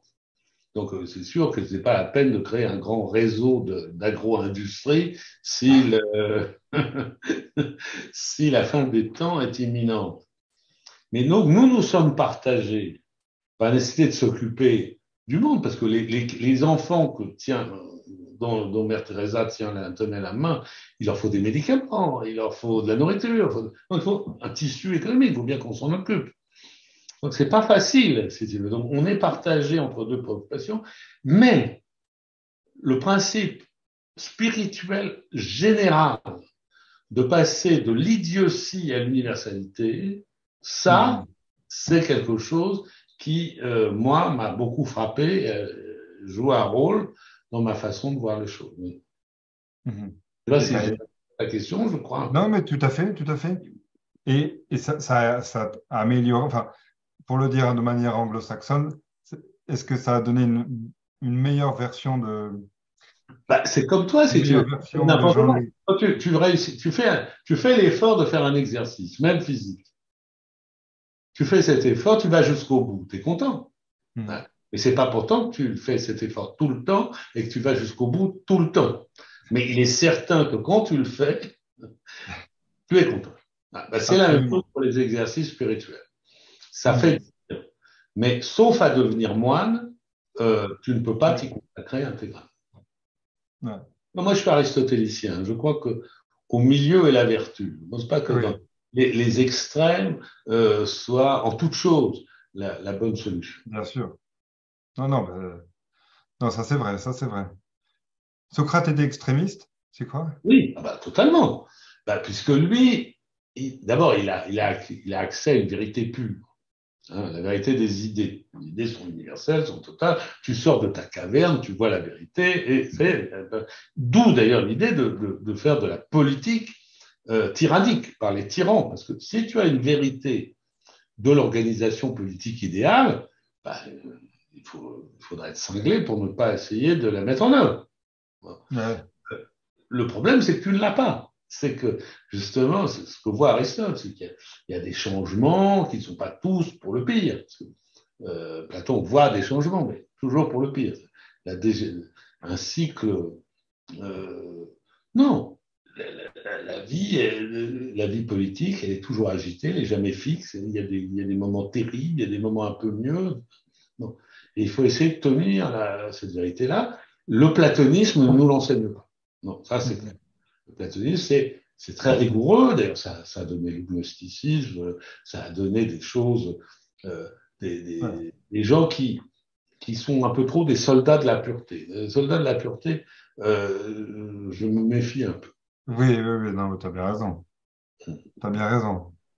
Ah, écoute, c'est passionnant. J'ai quelques illuminations. Enfin, grâce à toi, j'ai eu quelques illuminations aujourd'hui sur le wokisme, sur Socrate. J'essaie d'avoir un angle, si tu veux, qui n'émane pas entièrement de la presse du matin et moins encore Oui, et si des tu veux, réponses de et encore une télé. fois, tu vois, on ne s'est pas parlé depuis longtemps, mais je retrouve cette même acuité que dans le miroir de l'Occident, où, comme on le disait l'autre jour, mais tu as réussi à prendre une position qui est extrêmement pertinente, mais qui était difficile et courageuse à prendre, qui permet de porter un regard sur la réalité, en tout cas, bon, la réalité du nazisme, son origine, extrêmement intéressant et inédit, et bien évidemment, sans aucun parti pris d'un côté comme de l'autre, avec une Bien forme évidemment, de neutralité historique. c'est ça toute la difficulté. Moi, ce que j'ai voulu, je comprenais rien à ce qu'était le nazisme. Je comprenais pas. Ce que je lisais, c'était que c'était une irrationalité, des demi-fous, des brutes, des trucs. Tu te demandes comment ce machin de dingue et d'imbécile et de brut a pu mobiliser le pays culturellement le plus avancé de la Terre, qui était l'Allemagne, comment s'est développé comme un feu de brousse partout, avec des soutiens gigantesques dans tous les pays, comme tu sais, aux États-Unis, en Grande-Bretagne, etc. Donc j'ai voulu comprendre. Je ne comprenais pas. Je me suis mis à lire, mais les gens ne lisent pas. C'est assez curieux. Les gens ne lisent. Bon, c'est un principe d'économie. Les Mm. gens achètent le journal, reflètent leurs opinions. Hein. Tu ne lis pas le journal de l'adversaire. Tu as une raison de faire ça, c'est pour gagner du temps. Tu payes un type, pour te mâcher l'information dans le sens de ce que tu penses. C'est à ça que sert un journal d'opinion. Donc, la plupart des gens ne lisent pas les journaux de leurs adversaires, encore moins les livres de leurs ennemis, etc. Moi, je fais ça. Donc, même plutôt. Je suis plutôt les gens que je déteste ou que je ne comprends pas. Donc, je me suis mis à lire Hitler, mais pas seulement Mein Kampf. Les discours, il y en a des centaines et des centaines. Et je me suis aperçu que c'était très articulé et qu'il y avait une doctrine. Ça, c'était une surprise totale. Et je l'ai analysé. Et j'en cherchais des racines. Et c'est là que j'ai fait des découvertes qui, pour moi, étaient extrêmement surprenantes. Qui étaient à quel point il y avait des racines communes avec le reste de notre culture. Bon. Non, mais c'est une méthode. Aller chercher, connaître l'autre, connaître l'adversaire. Et je te disais, une de mes méthodes de santé, mieux qu'un bon petit déjeuner équilibré, c'est lorsque j'ai renoncé aux émissions d'actualité en continu à la télé. Je crois que j'ai gagné 1 point de tension sanguine qui a dû baisser. Et je me porte beaucoup mieux depuis que je ne les ouvre pas. Parce que le truc, c'est assez simple. Tu es propriétaire d'une télé. Tu veux de l'audience. Alors, tu peux acheter des films. Tu achètes, ça coûte cher. Puis, il n'y en a pas tellement de films que tu puisses faire toute la journée des films. Puis, il y a des chaînes pour ça. Donc, par contre, si tu fais une émission de débat, coûte rien, coûte absolument rien. Mais il y a d'autres émissions de débat. Qu'est-ce qui va faire que les gens vont vouloir regarder? C'est quand c'est très clivant. C'est-à-dire si ça devient un spectacle de catch. C'est-à-dire si tu dis des horreurs, si les gens s'insultent, ou s'ils insultent des gens qui ne sont pas là. Alors là, les gens adorent. C'est un spectacle. C'est les jeux du cirque. Alors, la qualité de l'information, je te raconte pas, elle disparaît totalement. Et tu te prends de l'adrénaline, une accélération du rythme cardiaque, pour rien. Donc, je fais plus du tout ça. Je lis tous les matins, je lis une palette de journaux en ligne, assez grande. Ça ne me coûte pas plus cher qu'un abonnement à une chaîne câblée, même une douzaine de journaux parmi les meilleurs du monde, avec des opinions politiques très différentes les uns des autres. Et je m'informe comme ça, c'est beaucoup plus calme. Est-ce que moi, Jean-Louis, très concrètement, cette palette, c'est vraiment très concret. Cette palette de journaux, tu utilises quoi comme application ou Ah non, je tu as un m'abonne. abonnement pour chaque? Oui, hélas, il n'y a pas un truc. Bon, il y a parfois des journaux qui sont des consolidateurs. Alors pour les francophones, il y a Courrier International que je trouve absolument formidable parce que l'équipe rédactionnelle est elle-même abonnée à, je sais pas, 300 journaux ou plus dans le monde, les lit, etc. Et sélectionne et traduit les articles les plus pertinents dans des langues que tu ne possèdes pas. Par exemple, il peut y avoir un article japonais ce matin passionnant. Il peut y avoir un article coréen, un truc dans toutes les langues du monde. Donc ça, moi, parmi ma lecture du matin, j'ai Courrier International. Courrier International. Il y a aussi des trucs totalement mainstream comme le New York Times ou Le Monde. J'ai des trucs un peu plus conservateurs, genre Le Figaro. J'ai des trucs. Enfin, j'ai des choses plus financières, un excellent journal d'ailleurs, le Financial Times. Bon, après, on aimerait en lire plus, mais bon, une douzaine, d'ailleurs, c'est pas parce que moi c'est presque mon métier de suivre l'actualité, mais pour quelqu'un, un citoyen lambda, il passerait 20 minutes, une demi-heure le matin à lire 6 journaux. Ça va lui coûter $150 pièce, donc ça va être des $1,000 par an, plus ou moins. C'est le coût de sa chaîne câblée. Donc, et ça vaut le coup. Parce que du coup, tu vas avoir un regard complet. Si tu passes ta journée sur CNN ou Fox, tu vas rien comprendre. Tu vas rien comprendre. Oui, tu arrives à moi, et puis bon, c'est la dernière anecdote d'aujourd'hui, mais il m'arrive quand même à moi, c'est que ta voisine, tu te retrouves avec des informations fausses. Ma voisine m'a fait croire, de manière voisine très respectable, que dans le lycée public de notre ville, aux États-Unis, quelqu'un qu'elle connaissait et qui nettoyait les toilettes avait dû nettoyer la litière destinée aux enfants qui s'identifient comme des chats. Alors, c'est vrai qu'il y a des gens qui s'identifient comme des chats, mais c'est faux qu'il y a des litières pour... Oui, tu m'avais raconté cette histoire. Elle est merveilleuse. Et merci, Alors, c'est grâce à toi que j'ai pris conscience c'est de ce qu'on mon... appelle les légendes urbaines, évidemment, et c'est repris. Je suis sûr que 210 doit dire il faut mettre un terme au problème atroce des litières pour chats dans les écoles primaires, etc., avec tous ces enfants qui, euh, qui sont dans des petites boîtes et qui font leurs besoins naturels dans des boîtes, etc., en miaulant. Je pense que ça Ouais. doit faire partie du programme. Mais euh, je pense que si un enfant faisait ça, on assurerait un suivi psychiatrique assez sévère. Donc, non, ça, évidemment. Alors, bien sûr que les enfants font des identifications aux animaux. Bien sûr. Toute leur éducation émotionnelle se fait à travers les identifications aux animaux. Moi, je me vois encore en larmes à la mort du père de Bambi. Le père de Bambi. Oh là là, c'était une de mes émotions les plus affreuses. Et donc, ça fait partie de notre éducation. Maintenant, est-ce que je suis devenu un cervidé Non. D'abord, je suis pas équipé. Donc, je peux aller dans la forêt, etc. Donc, ça n'est pas très sérieux. Mais les chaînes, ne filtrent pas. C'est-à-dire que si je suis Fox, je vais dire, mais c'est un scandale. Les Oui. enfants se comportent comme des chats. Et si je suis sur CNN, éventuellement, je vais être assez stupide pour dire, mais non, il faut comprendre, on peut être comme un chat, etc. Tout ça, alors que personne ne l'a fait, Mhm. ou personne hors Non, du mais système psychiatrique.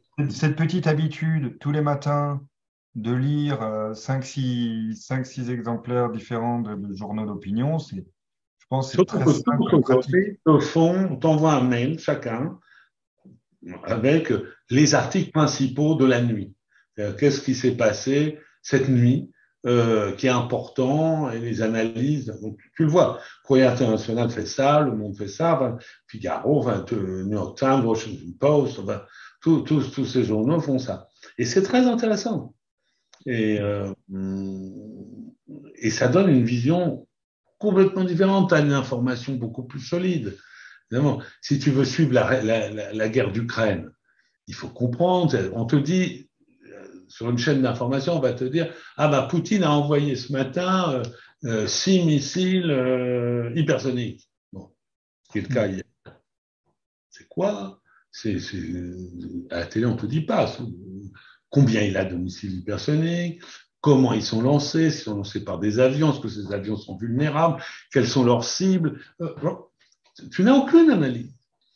Donc, par contre, si tu t'adresses à de bons médias de presse écrite, enfin maintenant en ligne, tu as des chances de t'orienter vers plus d'informations. Mhm. Et c'est supersonique, c'est quoi? Hypersonique, tu connais pas? Hypersonique, non? Hein. Ah, disons que les Russes n'ont pas beaucoup d'avantages militaires, mais ils en ont un. Ils ont pris de l'avance sur ça, c'est-à-dire la capacité d'envoyer un missile à une vitesse très supérieure à la vitesse du son. Donc Mach 5, Mach 7, éventuellement Mach 12, selon des trajectoires aléatoires, ce qui fait que tu ne peux pas, en gros, les arrêter. Bon, ça a été fait dans une perspective nucléaire pour pouvoir faire une première frappe où tu ne serais pas arrêté. Bon. Mais aujourd'hui, ils sont employés pour démolir des maisons complètement idiots. On va dire comme ça. C'est pour dire, regardez comme on est fort Ouais. et merveilleux. Toute la question de dire, bah, moi je dis, bah, tant mieux qu'ils continuent d'utiliser ces missiles hypersoniques sur des maisons, c'est mieux que d'envoyer des bombes nucléaires, ce qui était leur destination première. Donc hein, il faut analyser, il faut se renseigner. Bien sûr, comment tu peux suivre la guerre d'Ukraine si tu n'as aucune idée des armements russes? Mhm. Non mais c'est vrai, c'est ce qu'on fait. Non, mais C'est pas la même chose s'ils envoient des tanks d'une génération d'il y a 5 ans ou des tanks de la Deuxième Guerre mondiale. C'est pas pareil. C'est pas la même chose quand on te dit il y a 300 000 troupes russes qui arrivent. Mais c'est qui? Est-ce que c'est des soldats formés ou est-ce que c'est des types expliquer dans des prisons qu'on envoie pour mourir à la première occasion. Donc, il faut un minimum d'informations sérieuses. Mais dans les débats télé, tu vas jamais obtenir cette information. Et quand tu l'obtiens, tu ne sais pas si elle est solide. Tu n'as pas de référence. Oui, donc tu es quand même obligé d'aller vérifier, d'aller faire le travail. Donc je disais que la presse le matin, bon, c'est pas aussi important que le lavage des dents, mais c'est presque aussi important. Et donc, depuis le Krav Maga, tu as arrêté. Enfin, bon, je sais, Oui, là, je ne peux plus. Je ne peux plus physiquement. J'ai eu quelques soucis de santé, dont un était intéressant. C'était un moment, enfin, c'était l'année dernière, je suis mort. Donc, j'ai eu un arrêt cardiovasculaire à la suite d'une opération chirurgicale. J'ai eu un choc septique, le cœur s'est arrêté, etc. Donc, c'était intéressant. Enfin, bon, je ne peux pas faire du Krav Maga dans ces circonstances, mais c'était intéressant comme expérience existentielle. Donc, j'en suis réduit à des choses tout à fait simples, marche, golf, ouais. rien de... Il y aurait il y aurait toute une conversation à avoir sur cette expérience de, Non, moi, ce qui de m'intéressait, l'au-delà, la seule non? que j'ai eue, c'est ce que je n'ai pas eu. C'est-à-dire que je n'ai pas eu un couloir blanc, je n'ai pas eu des gens avec des fourches, je n'ai pas eu des anges. Non, j'ai eu, comme dans un film, plan 1, plan 2. Donc, je suis dans un plan, je suis à un endroit, À un moment donné. à un moment donné, je vois que je me souviens que je suis en train de défaillir, et puis après, je suis tout autre endroit. Etc. Il y a plein de gens autour de moi, j'ai de l'oxygène, on me fait un massage cardiaque, on me casse 3 côtes par la même occasion. Bon. Donc, c'était juste 2 plans différents. Et c'est intéressant. C'est intéressant. C'est-à-dire que la mort, c'est en fait anodin. C'est intéressant. Et combien de temps c'est passé entre les deux plans? Suffisamment pas longtemps pour que j'ai pas une destruction cérébrale par anoxie. Donc, Oui, on voit que tu vas bien. je suis pas très brillant, mais surtout intellectuellement, mais non, je suis un peu perdu beaucoup d'esprit, mais pas effacé totalement. Et mais bon, tu vois, si ça dure 5 minutes, c'est fini. L'oxygène, les neurones meurent, les synapses disparaissent, c'est fini. En fait, c'était comme une expérience inattendue et importante. Voilà. Et tu te dis, si tu vis sous l'horizon de la mort, ce qui est le principe de toute sagesse, et tu vis sous l'horizon de la mort, tu te demandes comment c'est. Et le plus sage, c'est de se faire comme Mère Teresa, c'est de se dire, s'il y a quelque chose d'autre, why not, tant mieux, peut-être, si j'étais sage, mais s'il n'y a pas, il n'y a pas. Donc, l'éternité, elle doit être maintenant. C'est très stimulant. C'est vrai, c'est OK, don't lose time, parce que ce qui est perdu. C'est irrattrapable le temps perdu. L'éternité est maintenant, j'adore. Ah oui, hic et nunc, comme disent les Latins. Nous. Ici et maintenant. Et ce qui est d'autant plus de reconnaissance envers toi de m'avoir accordé du temps pour cette conversation. Bien évidemment, j'ai la situation de Mère Teresa avec ça. J'ai d'autres questions, j'ai milliers de questions encore, mais allez, posons encore une et puis on arrête là.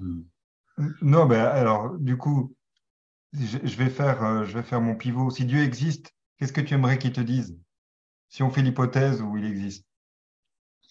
Je ne sais pas, mais je préférais qu'on me dise quelque chose du genre vous êtes bienvenue, on est content, que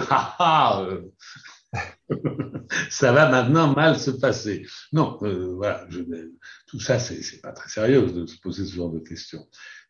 On est dans le bleu total. Donc, imaginez même un dieu anthropomorphe qui va te poser une question, etc. C'est déjà trop. Donc, il faut suspendre son jugement complètement pour vivre l'éternité iketna en étant ouvert à tout. Moi, je ne sais pas s'il n'y a pas d'autre chose, je n'en sais rien. Je n'ai aucune indication particulière. Mes morts les plus chers ne sont pas venus encore me chatouiller la plante des pieds la nuit. Je le déplore. Enfin, pas Oui. forcément au sommeil, mais je le déplore. Donc, non, je n'ai pas. Donc, il faut s'interdire d'avoir ce genre d'attente, à mon avis. Donc, je n'ai pas de réponse à la question, mais je préfère que l'accueil soit sympathique. Oui, oui, oui, on souhaite un accueil Et sympathique. plus émotionnel que verbal. Mais bon, c'est une obsession personnelle et peut-être une crise mystique post-quarantaine, mais devant la complexité et la beauté du monde, je, je, je suis tellement, tu vois, décomposé sous forme de puzzle que je me dis, c'est pas possible qu'il n'y ait pas un créateur. Tu vois. Là, tu es La philosophe, donc complexité est telle. tu sais que c'est l'argument téléologique. Bon, s'il y a une horloge, il y a donc un horloger, etc. En fait, non, ce raisonnement ne marche pas parce que les créationnistes prennent Voilà, Dieu. je deviens peut-être créationniste en Oui, vieillissant. les créationnistes prennent Dieu pour un imbécile. C'est-à-dire pourquoi euh, tu sais, les créationnistes se disent c'est cette perfection, donc Dieu Oui, il a mis des vaches, il a mis des taureaux, il a mis des oui, nuages, il a fait un tableau absolument extraordinaire. Donc ils se disent il y a forcément un artiste créateur, des murs. Bon. Mais il se trouve que Dieu, s'il existe, lui, il est beaucoup plus intelligent que ça. Il a fait les lois de la nature. Avec les lois de la nature, par de simples essais et erreurs, tu obtiens les vaches, les veaux, etc.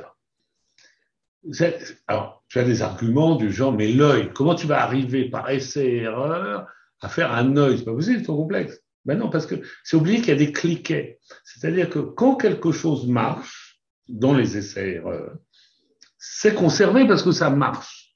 Donc, par exemple, si j'ai un tissu devient photosensible, c'est-à-dire qu'un tissu réagit à la lumière. oui, oui. C'est bon, c'est un avantage pour le vivant qui est sensible à la lumière. Il peut s'orienter mieux, il peut fuir des agressions, etc. Mais de là, donc on a cliqué là-dessus. Et c'est par exemple de cliquer depuis la simple photosensibilité de la cellule que tu vas arriver à l'œil. Et on oublie, on croit qu'on est né hier matin, mais non, le vivant, l'œil, il existe depuis des quantités de temps que nous n'arrivons même pas à imaginer. Donc, non, l'argument téléologique ne marche pas. Mais par contre, nous ne savons pas du tout quelle est l'origine. Ce mois-ci, on a Cette vie. repéré des nouveaux télescopes que la théorie du Big Bang, eh ben, il faut la retravailler. Parce que on croyait remonter complètement dans le temps à partir d'un état complètement dense qui ressemblerait à un point, et on voit qu'il existait déjà des galaxies formées. Donc, donc il faut Ouais. revoir nos On prend théories. la copie. Mais ce n'est pas pour autant que l'argument téléologique fonctionne. C'est plus pratique pour l'esprit. C'est ce qu'on appelle le sentiment du sublime. Tu vois, chez Kant, on Mhm. distingue le sentiment le jugement de beau, le sentiment du sublime. Et on dit, tiens, un paysage est sublime. Alors, c'est très vite fait de dire, non, il n'est pas sublime, il est beau. Il est le produit d'un artiste. C'est très poétique de dire ça, mais tu n'as aucun élément qui te permet de dire ça. Et puis, souviens-toi que si nous n'étions pas dans le type de paysage qui nous plaît, on ne serait pas là. C'est-à-dire que si on était sur une planète qui avait un écart de température qui nous menace de quelques degrés, nous serions tous morts. Et peut-être va-t-on en mourir d'ailleurs prochainement à cause des changements climatiques. Les variables qui déterminent notre viabilité, c'est minuscule notre marge. Donc évidemment, on tend à trouver sympa ce qui nous permet de vivre.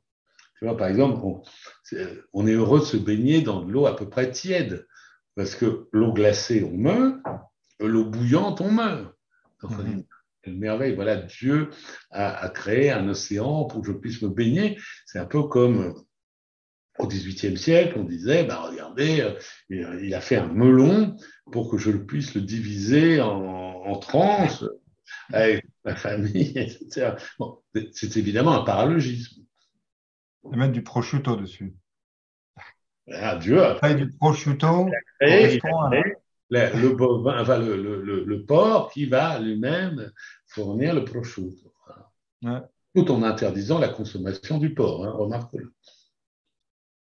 Écoute, c'est une très bonne réponse. À chaque fois que je fais cette, tu sais, je dis, mais tu t'imagines trouver un iPhone par terre et imaginer que, donc je reprends le truc de l'horloger, et imaginer que c'est le hasard qui a construit l'iPhone, mais personne m'a jamais fait ta réponse. Et pourtant, c'est la bonne réponse. Je crois, là Donc, aussi, c'est une réponse assez calme, hein, elle n'est pas bouleversante. non, non, mais en tout cas, elle me satisfait. L'iPhone, c'est clair que ça dépend à qui tu le mets. Tu sais, lorsqu'on a montré les premières photos à des Bushmen, Mhm. ils ne reconnaissaient pas des visages. Quoi? Ah, je savais pas ça. Eh oui, parce qu'ils n'étaient pas dans un environnement où il y avait même de la peinture. Donc, eux, ils sont capables de reconnaître des centaines d'arbustes. Où toi, tu vois deux, trois Ouais. types d'arbustes. Eux, ils en voient des centaines. Mais toi, tu reconnais des visages, lui, il ne les voit pas.